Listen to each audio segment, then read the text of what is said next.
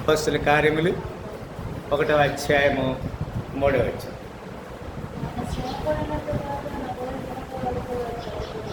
Right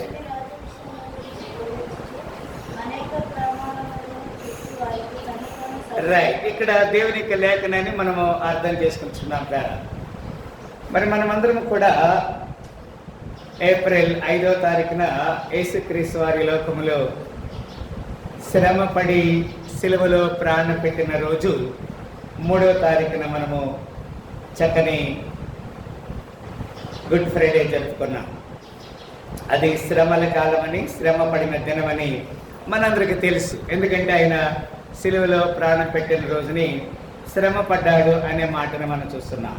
right, అంత మాత్రమే కాదు, అక్కడ లేఖనాన్ని మనం చూసినట్టయితే ఆయన తిరిగి లేచాడు. శ్రమపడి ఏం చేశాడు? తిరిగి లేచాడు. తిరిగి లేచిన తర్వాత ఎన్ని దినములు అందరికి అగ్గుపడ్డాడు? 40 దినముల వరకు వారికి అగ్గుపడ్డాడు. ఆమె చెప్పండి హల్లెలూయా. 40 దినముల వరకు అగ్గుపడి ఏం చెప్పాడంటే, దేవుని రాజ్య విషయం గురించి బోధించుచు అనేక ప్రమాణములను చూపి వారికి తను తాను సజీవుడిగా కనబరుచుకున్నాడు. ఆమె చెప్పండి హల్లెలూయా. లేదా ఇక్కడ 40 దినముల వరకు ఆయన తను తాను కనబరుచుకున్న తర్వాత ఆయన ఆరోహణమయ్యాడు. ఆరోహణం అంటే తండ్రి దగ్గరికి వెళ్ళాడు. అయితే అక్కడ ఒక మాట మనం చూస్తున్నాం 4వ వచనంలో. అక్కడ ఆయన వారిని కలుసుకొని ఇలాగూ ఆజ్ఞాపించెను. ఏమన్నాడు? మీరు యెరూషలేము నుండి వెళ్ళక నా వలన విన్న తండ్రి యొక్క వాగ్దానం కొరకు కనిపెట్టడి అంటాడు. లేదా దేవుని యొక్క వాగ్దానం కొరకు మనం కనిపెట్టాలి. అంటే ఏమిటి దేవుడు మనకి ఇచ్చినటువంటి వాగ్దానము? ఇది పరిశుద్ధాత్మ దేవుడు, లేదా పరిశుద్ధాత్మ మన మీదకి పంపిస్తానని చెప్తున్నాడు 5వ వచనంలో. ఏమన్నా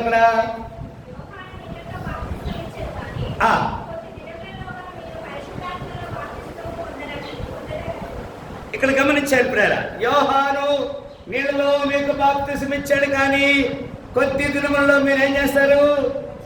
పరిశుద్ధాత్మలో. మనందరం అంటే పరిశుద్ధాత్మ బాప్తిసం అంటే 2వ బాప్తిసం కాదు. మొట్టమొదటిగా దేవుడు మనకి ఇచ్చిన మనందరం కూడా బాప్తిసం తీసుకున్నాం. బాప్తిసం అంటే నీటి ద్వారా ఒకడు కొత్తగా జన్మించాలి అని దేవుని వాగ్దానం చెప్పిన మాటది. 2వదిగా మనం చూస్తున్నాం కదా, పరిశుద్ధాత్మలో మీరు పాలిభాగస్తులవ్వాలి, పరిశుద్ధాత్మలో బాప్తిసం పొందాలి అనే మాటని ఇక్కడ లేఖనములో దేవుడు స్పష్టంగా మనకు తెలియజేస్తున్నాడు. ఏమిటి ఈ పరిశుద్ధాత్మ బాప్తిసం అంటే? చూడండి, గమనించండి, కింద మనం చూస్తున్నాం కదా 2వ అధ్యాయము 1వ వచనం ఇప్పుడు చదువుతున్నాం. 2వ అధ్యాయము 1వ వచనం చదవమ్మా.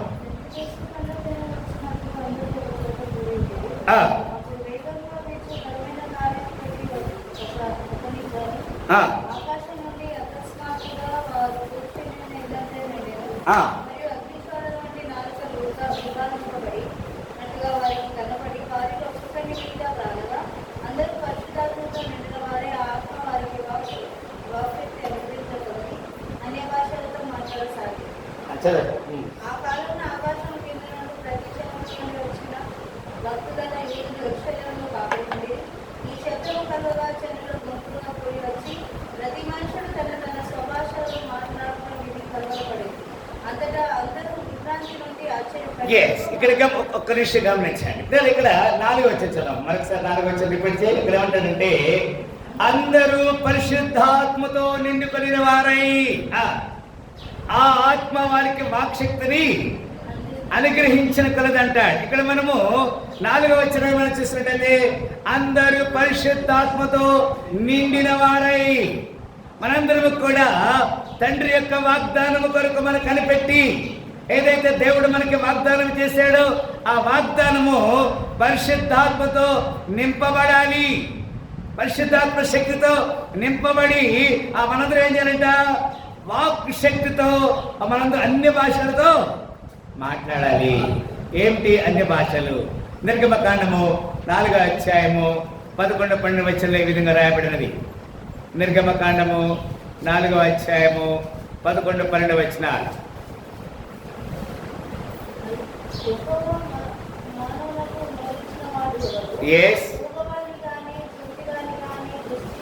ఇక్కడ మనం చూస్తున్నాం. చూడండి, ఇక్కడ ఏమంటాడంటే యెహోవా మానవునకు నోరిచ్చిన వాడెవడు?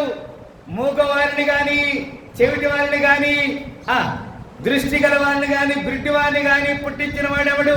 యెహోవానైనా నేనే కదా. మనకి వాక్ శక్తి అనుగ్రహిస్తాడు.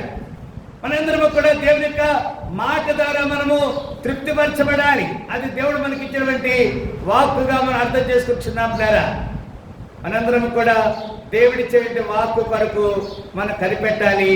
ఆ వాక్ శక్తితో దేవుడు మనందరినీ నింపుతాడు. సంఖ్యాకాండము 11వ అధ్యాయం, సంఖ్యాకాండము 11వ అధ్యాయం 25వ వచనం ఈ మాట వ్రాయబడినది. 25వ వచనం, యెహోవా మేఘములో దిగి అతనితో మాట్లాడి అతని మీద వచ్చిన ఆత్మలో పాలు ఆ 70 మంది పెద్దల మీద ఉంచెను. కావున ఆ ఆత్మ వారి మీద నిలిచినప్పుడు వారు ప్రవచించరు. కానీ మరలా గమనించండి ప్రేరణ, ఆత్మ వారికి ప్రతి వారి 70 మంది మీద పరిశుద్ధాత్మ కుమ్మరించబడింది. మనందరము కూడా పరిశుద్ధాత్మ అనేటువంటి వరంతో నింపబడాలి. 1 సమూయేలు 10 ఈ విధంగా రాయబడింది. 1 సమూయేలు గ్రంథము 10వ అధ్యాయము 10వ వచనంలో ఈ విధంగా రాయబడినది. ఇక్కడ ఏమంటాడు? ఇక్కడ వారు ఆ కొండ దగ్గరకు వచ్చినప్పుడు చదమ్మా. 1 సమూయేలు 10:10 ప్రవక్తల సమూహము అతను ఎదురుపడగా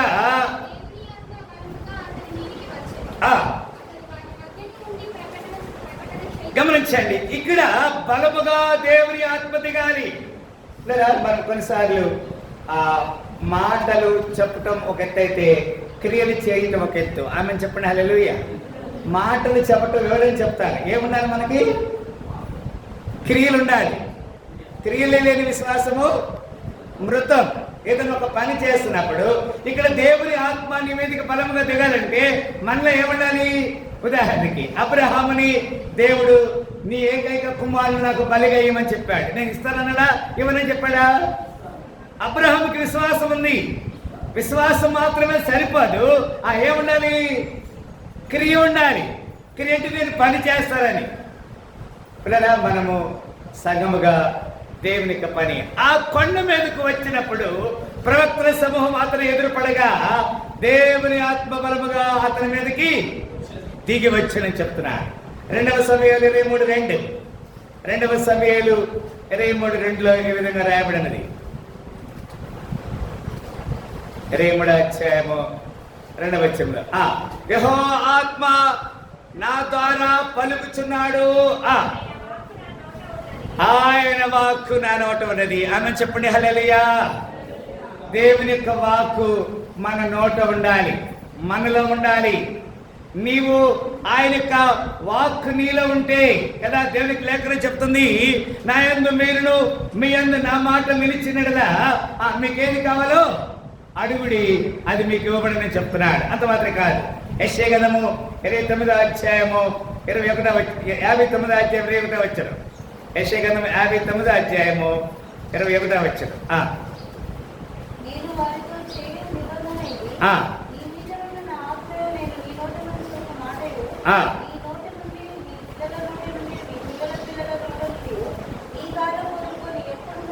ఇక్కడ ఎంత చక్కని మాట చెప్తున్నా చూడండి. ఇక్కడ ఏమంటాడంటే, నేను వారితో చేయి నిబంధన ఇది, నీ మీద ఉన్న ఆత్మయు నేను నీ నోట ఉంచిన మాటలను నీ నోట నుండి, నీ పిల్లల నోట నుండి, నీ పిల్లల నోట నుండి ఈ కాలం మొదటికి ఎల్లప్పుడూ తొలగి పోవు అని యెహోవా సెలవిచ్చున్నాడు. హల్లెలూయా.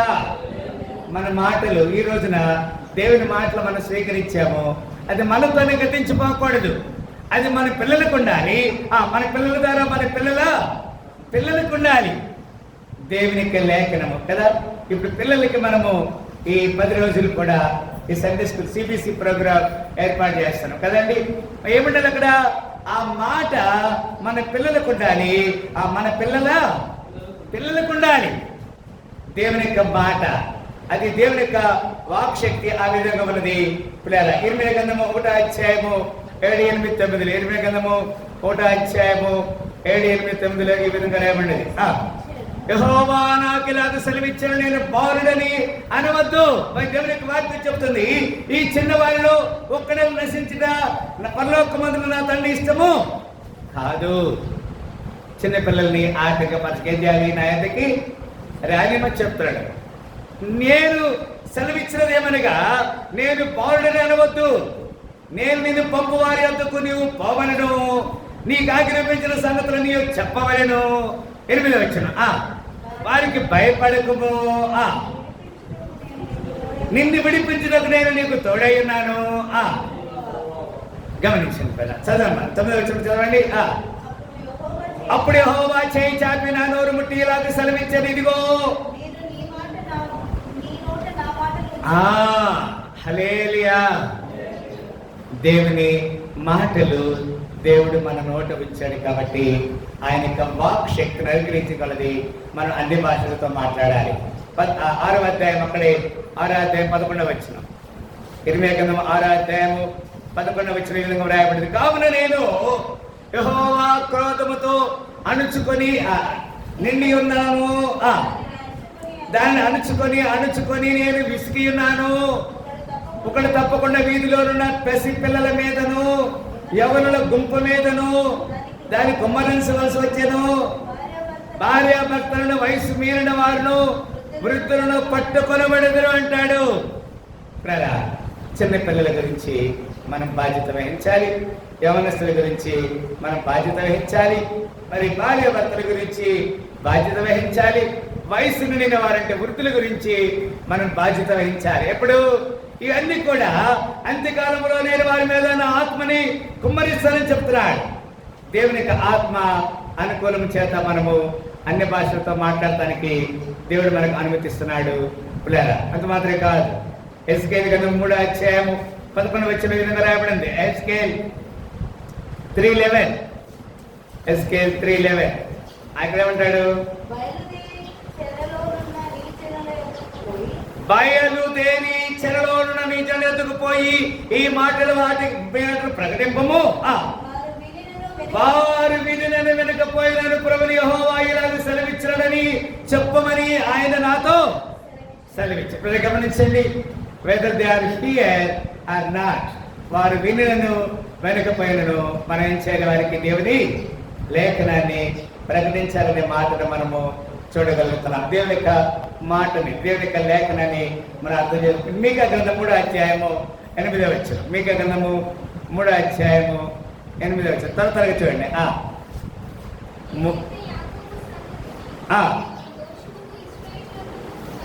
నేనైతే యాకోబు సంతతికి తమ దోషములు ఇశ్రాయేలుకు తమ పాపములు కలవలసినకై యెహోవా ఆత్మావేశము చేత బలముతోను తీర్పుతోను శక్తితోను ధైర్యంతోను నింపబడిన వాడనై ఉన్నాను. మనందరము కూడా ఆత్మతో నింపబడాలి. ఆత్మతో నింపబట్టే మనసులో కపటము లేకుండా యథార్థముగా నీతిని అనుసరించి మంచి ప్రేమతో మనం ముందుకు సాగాలి. ఏమాత్రము కూడా దేవుని యొక్క నామానికి మహిమ కలగనివి లేకపోతే బలమైన ఆత్మ నీ మీదకి రాదు. ఆత్మావేశముతో బలముతో తీర్పు తీర్చు శక్తితోను ధైర్యముతోను నింపబడిన వాడనై ఉన్నానని చెప్తున్నాడు. అంత మాత్రం మత్తయి సువార్త 10:19 విధంగా రాయబడింది. మత్తయి సువార్త 10వ అధ్యాయము 19వ వచనం. వారు మిమ్మల్ని అప్పగించినప్పుడు ఏమి చెప్పుదామని చింతింపకుడి. గమనించండి, కొన్నిసార్లు మనల్ని సమాజ మందిరానికి అప్పగిస్తారు. మనకి ఆపద కలుగుతుంది. మీరు ఏమి మాట్లాడాలి, ఏమి చెప్దాము, ఏమి చెప్పాలి అని నువ్వు చింతవద్దు. మీరేమి చెప్పవలనో అది ఆ గడియలో మీకు అనుగ్రహించబడనని లేఖనం ద్వారా దేవుడు మనల్ని హెచ్చరిక చేస్తున్నాడు. ద్వారా మనం దేవుని చిత్తానికి లోబడటానికి కదా. లూకా సువార్త 1వ అధ్యాయము 15వ వచనం. లూకా సువార్త 1వ అధ్యాయం 15వ వచనం. మాత్రి కింద తన తల్లి గర్భమున పుట్టినంత మొదలుకొని పరిశుద్ధాత్మతో నిండుకొనిన వాడై అంటాడు. ఎవరిది? దేవుడు మరి జాన్ ద బాప్టిస్ట్ పరిశుద్ధాత్మతో అతను నింపబడి ఉన్నాడు. మనందరూ కూడా దుష్ట సంతానమా, చెరుకు చేయి పిల్లలారా మీకు శ్రమ అంటూ అడవిలోకి వెళ్ళి బాప్తిస్మ ఇచ్చే యోహాను పరిశుద్ధాత్మతో నిండుకున్న వాడే. మనందరం కూడా పరిశుద్ధాత్మ అనే వరాన్ని మనం పొందుకోవాలి. అక్కడ 1వ అధ్యాయము 41వ వచనంలో ఇది రాయబడింది. 1వ అధ్యాయము 41వ వచనంలో ఎలిజబెత్ మరియ యొక్క వచనము 100వ వచనం వినగానే ఆమె గర్భములోని శిశువు గంతులు వేసెను. అంతటా ఎలిజబెత్ పరిశుద్ధాత్మతో నిండుకున్నదై బిగ్గరగా ఇట్లా నేను ఆమె చెప్పండి హల్లెలూయా. మనందరం కూడా పరిశుద్ధాత్మ అనే వరాన్ని పొందుకోవడానికి కదా అక్కడే 67వ వచనం కూడా మనం చూస్తున్నాం. మరి 67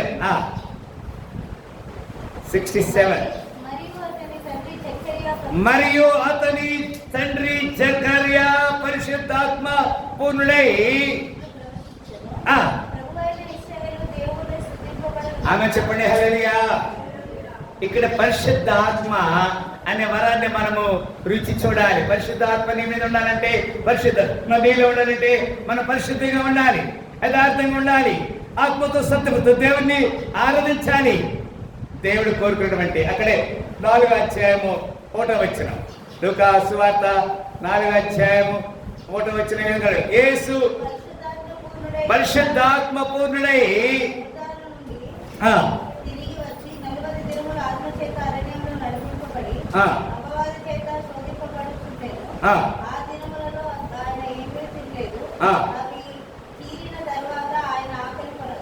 ఇక్కడ చక్కని మాట మనం చూస్తున్నాం. యేసు పరిశుద్ధాత్మ పూర్ణుడై, పరిశుద్ధాత్మతో మనం నింపబడాలి. యోర్దాను నది నుండి తిరిగి వచ్చి 40 దినములు ఆత్మ చేత అరణ్యములో నడిపించబడి లేదా యేసుక్రీస్తు వారు 40 దినముల వరకు ఈ లోకంలో సజీవుడిగా జీవించి అందరికి కనబడ్డాడు. ఆయన పరిశుద్ధాత్మతో ఆరోహణమయ్యాడు. ఆయన తిరిగి వస్తానని వాగ్దానం చేసిన సందర్భాన్ని మనం చూడగలుగుతున్నాం. అక్కడే లూకా సువార్త 12వ అధ్యాయము 12వ వచనం ఈ విధంగా రాయబడింది. 12వ అధ్యాయము 12వ వచనంలో ఈ విధంగా రాయబడినది, మీరేమి చెప్పవలసినదియో పరిశుద్ధాత్మ ఆ గడియలోనే మీకు నేర్పునను అంటాడు కదండి. పరిశుద్ధాత్మ సహవాసములో మనందరం కూడా పాలి భాగస్వాములు అవడానికి దేవుడు మనకు ఒక అవకాశం ఇచ్చాడు. మనం సరి చేయబడతాను కదండి. అది మాత్రమే కాదు, అక్కడ ఇంకొక మాట కూడా చూడండి. అక్కడ 21:15 లూకా సువార్త 21వ అధ్యాయము 15వ వచనంలో 21:15 మీ విరోధులందరూ ఎదురాడుటకును కాదరుటకును అనుగ్రహించును. ఎప్పుడిది? పరిశుద్ధాత్మ మన మీదకి వచ్చినప్పుడు ఆత్మాభిషేకంతో మనము క్రొత్త భాషలు మాట్లాడటానికి దేవుడు మనకి అనుమతిస్తున్నాడు. అంత మాత్రం కాదు, అపొస్తలుల కార్యము 6వ అధ్యాయము 5వ వచనం, అపొస్తలుల కార్యములు 6వ అధ్యాయము 5వ వచనం,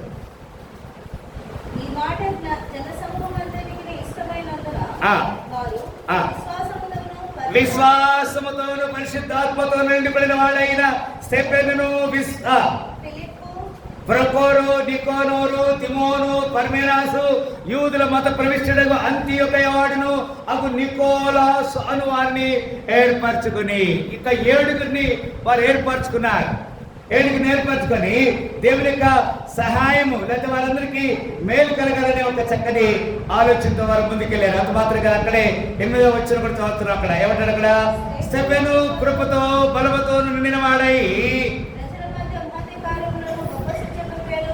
ఆమె చెప్పండి హల్లెలూయా. 11వ అధ్యాయం 24వ వచనం, 11:24 నేను మిగిస్తాను, దగ్గరికి వచ్చాను. రైట్, అతడు పరిశుద్ధాత్మతోను విశ్వాసముతోను నిండికొనిన సత్పురుషుడు. ఆమె చెప్పండి హల్లెలూయా. బహుజనులు ప్రభు పక్షముగా చేరిరి అనే మాటని ఇక్కడ చక్కని లేఖనం నుంచి దేవుడు మనకి హెచ్చరిక చేస్తున్నాడు. మరి మన జీవితంలో ఏ మేలు చేయడానికి మనం సిద్ధంగా ఉన్నాం? ఆయన మన పక్షంగా గొప్ప మేలు చేయడానికి సిద్ధంగా ఉన్నాడు. మరి మనం సరి చేయబడదాం. ఆఖరిగా రోమిలికి రాసిన పత్రిక 15వ అధ్యాయము, రోమిలికి రాసిన పత్రిక 15వ అధ్యాయము 10వ వచనం చూడండి.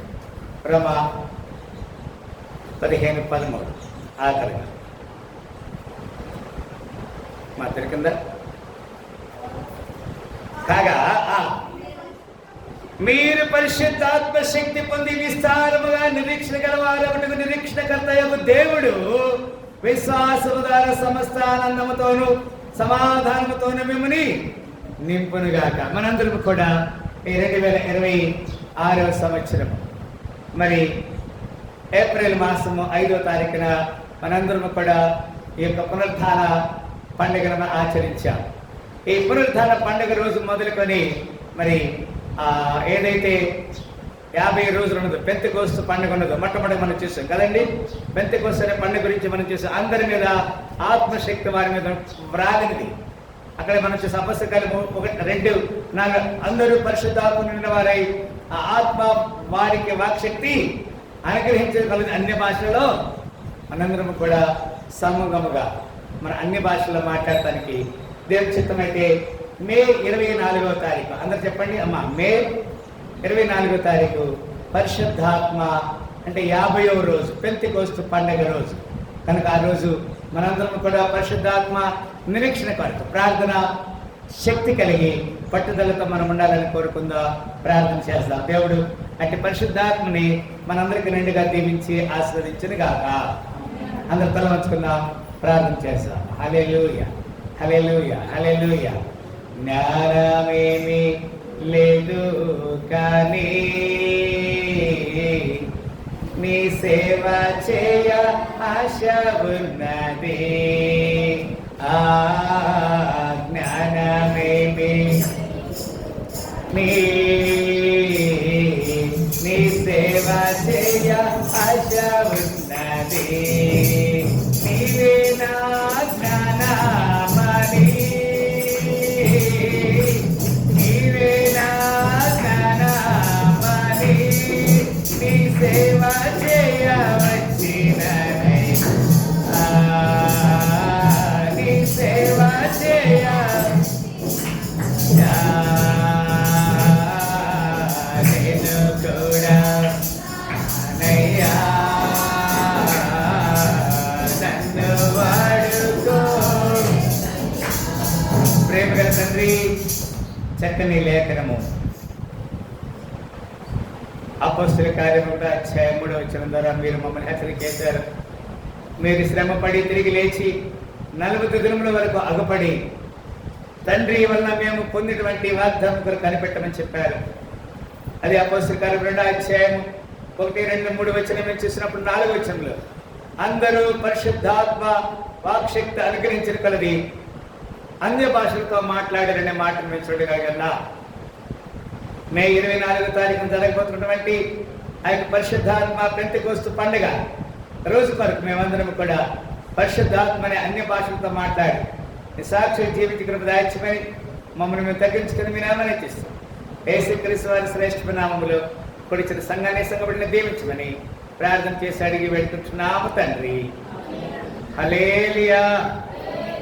మరొకసారి కొడిచిన ప్రతి వారికి యేసుక్రీస్తు నామములో వందనాలు తెలియజేస్తున్నాం. Thank you.